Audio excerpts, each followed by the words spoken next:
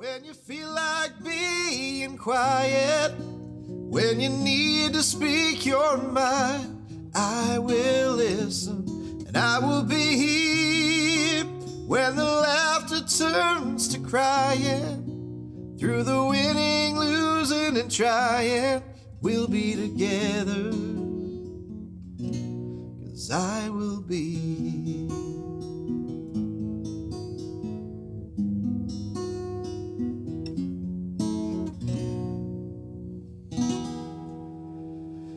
For those of you who are unfamiliar with that song, that was written by Christian artist Stephen Curtis Chapman. It's called I Will Be Here. I've played it at a lot of weddings before, and it's one of those songs that really works well in that setting. And it's all about love, so it's a great one to play during those kinds of events. Now, right now, we're hitting the month of February, and there tends to be a handful of things that get talked about in February. One of those is how cold it is outside. Right now, you might hear my heater go on a couple of times because it's freezing today around here. There's also a lot of talk about football because the Super Bowl is just about to happen.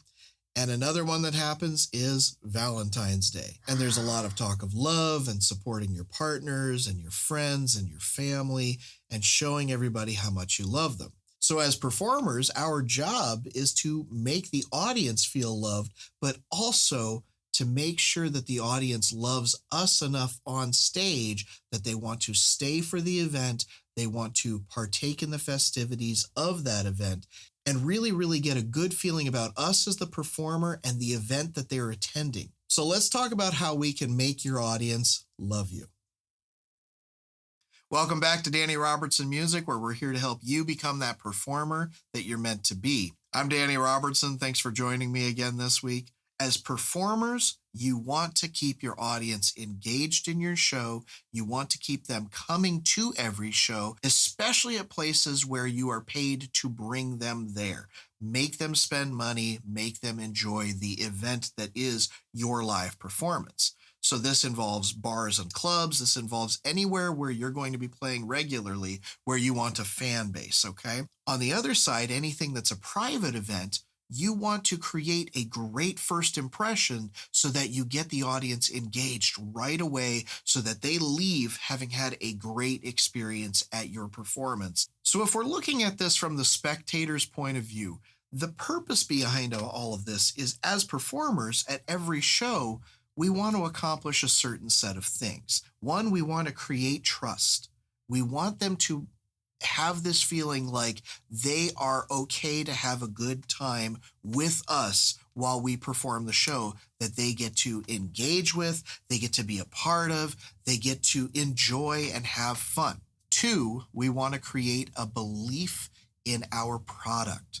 We want to show that we're professionals. We want to show that we are engaging, we're exciting. So really what you want is each fan in the audience to believe in your product. You want them to see how valuable you are as a performer to this night's performance, but also for anything that might happen in the future. Third, I think this one goes without saying, you want to create excitement and energy. You want to create this scenario where everybody wants to have fun.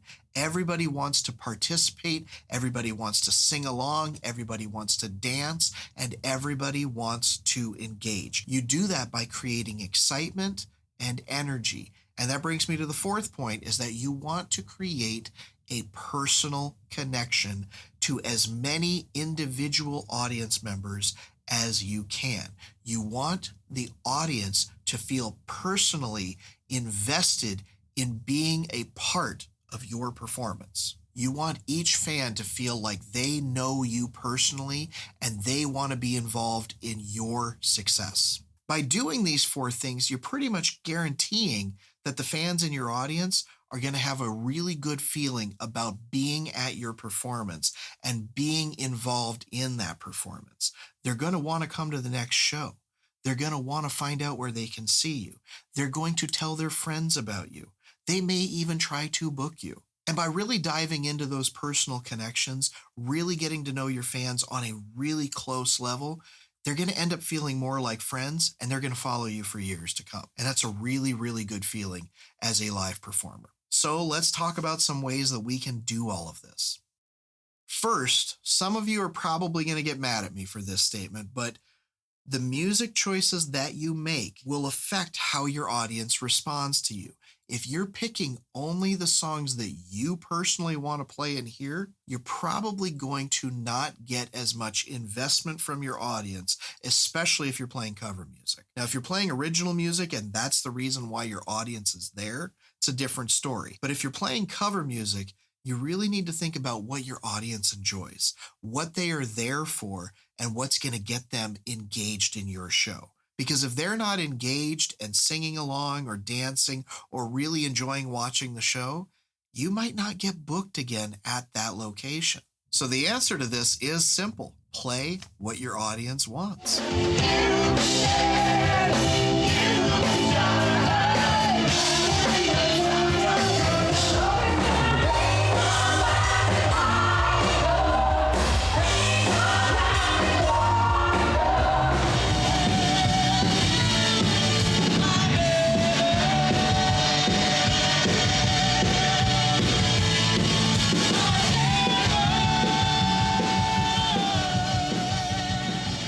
Now, that doesn't mean that you don't play some of the songs that you really, really want to play, but it does mean try to cater to the audience that you're playing in front of. Things like, can they sing or dance to the music, are important in this kind of situation. There's a song that I have played with 3 different bands this year, and they've all played it well, and the musicianship is great. The song sounds good. It is logically a good, danceable, fun song, but the audience doesn't dance to it. And it happens every time, no matter which band I've played with. The results are the same. The audience does not care about the stinking song. So when you're performing live, especially if you're performing covers, definitely think about the songs that your audience is going to want to sing along to. They're going to want to get up and dance, because those are the songs that are really going to make your crowd engage with your show. And that's something that, for better or for worse, even if you don't like the songs, that's what you want in order to get your next gigs. Next, let's talk about public speaking, because this one is more important than most bands think. And most bands do one of 2 things. They either just talk their ears off and they don't really know what they're saying, or they try to skip the talking part and they go from song to song to song. And I've been in bands like that, and it works out well that way, but you don't gain a lot of trust. You don't gain a lot of that personal connection, that relationship that you're trying to build. So you do want to include some talking in every show. And that's to build that connection, build that trust, build the relationship with your fans. And we do this in a few ways. So one, you want to tell some stories. You can talk about you as the individual performer. You can talk about you collectively as a band or an otherwise group of performers.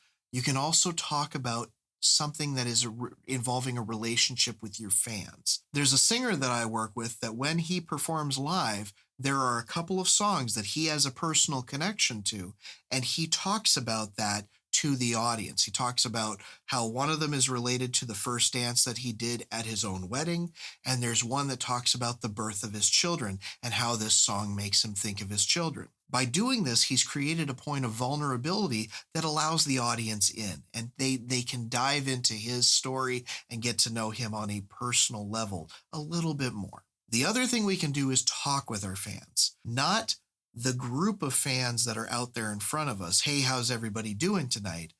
We can talk directly with this individual and that individual. You know, we can talk with Jim over here. We can talk with Susie over here. I'm picking names, obviously, but you want to be able to have that kind of relationship built with some of your fans so that you can engage all of your fans. By talking directly with your fans, you're teaching the entire group a couple of things. You're teaching them that, one, you do have personal relationships with people in the audience, and 2, that's an option for the fan that doesn't know you very well. It brings them in to your show on a personal level just a little bit more. So try to talk with your fans on a personal level, one-to-one.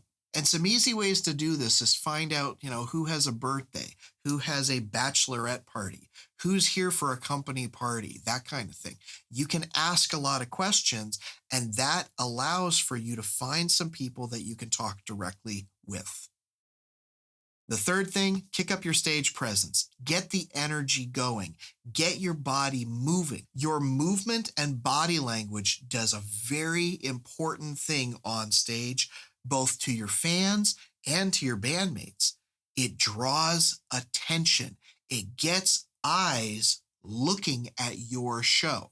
So if you're not moving on stage, if you're not doing anything that draws visual attention, you need to be, because that's what keeps people paying attention to your performance. It's not just about your music. You need to create a visual stimulation as well. The other thing that will help fans pay attention is if they know that you are looking at them directly. If you can make direct eye contact with your fans, a lot of fans will do this thing, especially kids. This is fun to do with kids, is they go, oh, they see me. They have now been noticed by that cool person that's on stage. Whether you're cool or not is irrelevant, but they think you are because you're the person performing on stage and they were just noticed by you. So direct eye contact is this weirdly subconscious thing where when you do that with people, they automatically get drawn in to that performance. And the best yet is if you can do this with your instrument, especially vocalists, get out and be in the audience in some capacity. Sing with them, hold the microphone out so they can sing with you. Go out with a selfie camera and take video while you're singing the song. Make sure your fans can be in it with you, because if they are engaged, your fans will feel more strongly about your performance. They'll enjoy your show more, and they'll leave that performance having a good feeling about what they just experienced, and they'll want to come back. Doing that kind of stuff will bring me to my next point, which is to be interactive, inclusive, and spontaneous. You can do this with things like sing-alongs or call and response moments. Like, for example, when I say let's, you say party. Let's party. Let's party. Try to add in things like hype cues. So a hype cue would be like, if you're singing a song and you're coming into a point of the song where you know you want the audience to jump with you, for example, you can say ahead of that we're about to jump. Here it comes. We're going to do this. You ready? Let's go. Jump. That kind of thing gets your audience engaged, and they don't even know that they're really kind of being led into it, but that's what's happening. You're being essentially the gym teacher that's telling them what to do next. If you can create unexpected situations where even maybe your band is not expecting it, those moments are unique to that show, which means it was made specifically for that audience. It feels more natural, it feels more genuine, and it feels more fun for everyone involved. Do anything you can to involve your crowd, get them feeling like they were invited to be involved and excited to be a part of it, and that the show feels genuine, unique, and catered specifically for that group of fans. So this brings me to my last point, which this has been said in other places as well, but essentially what you want to do is find opportunities to create memorable moments that leave a lasting impression on your fans. So what could this be? Well, for an example, I have some friends that used to play in a heavy 80s rock band, very popular in this area for a lot of years. And what they would do a lot of the time is on their third set, they would play half of that third set entirely with acoustic instruments. So it was designed to be a sing-along and a way to slow everybody down and just enjoy the intimacy of being together. Another one that I do all the time is I bring a GoPro to most of my shows. And what I'll try to do at many of these shows is get a selfie with the audience and the band. Some of those have turned out amazing. Actually, a lot of those have turned out really well. And the bigger the crowd, the more neat those kinds of pictures can be. You can even get them on video, which makes it even more exciting. And in the same vein, if you're playing a lot of shows with people that have cell phones, you might get some people videotaping you. So if that happens, try to interact with that person that's filming you. It doesn't have to be anything super exciting, but if you just make a silly face and just bob your head a couple more times while you're on video for that little section, it makes that feel more exciting and that person really enjoys getting that video. You could get a couple of extra fans by doing little stuff like that. We as performers create memorable moments by doing something that has a personal connection to the fan. So the more you can do that in any single show, the more fans you're going to have, the more you're going to get people coming to every single show that you perform, and the more people are going to tell their friends, family, and colleagues about you as a performer. So to bring this full circle, remember that you're trying to create trust, you're trying to create a belief in you as a performer or as a product, you're trying to create excitement and energy, and you're trying to create a personal connection to every single fan that is in attendance at that show. And if you can do all of that, your audience will love you. So that's it for this week. Thank you again for watching.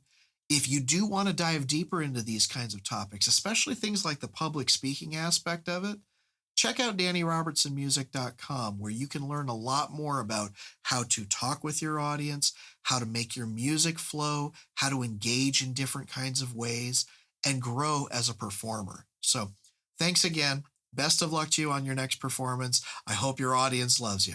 We'll see you soon. Take care.